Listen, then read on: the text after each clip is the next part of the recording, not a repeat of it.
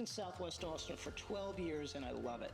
The green spaces, the style of homes, the excellent schools, and everything there is to do around here. Well, I'm Chris Anderson at 12 Rivers Realty, and today I want to show you a house that has all of that and more. This is 6900 Villa Rico Drive. It's in a small, desirable neighborhood called Heights at Loma Vista, where houses don't come available very often. It has green spaces in the back and front, and even has a descendant of the original treaty oak right in the front yard. Let's take a look.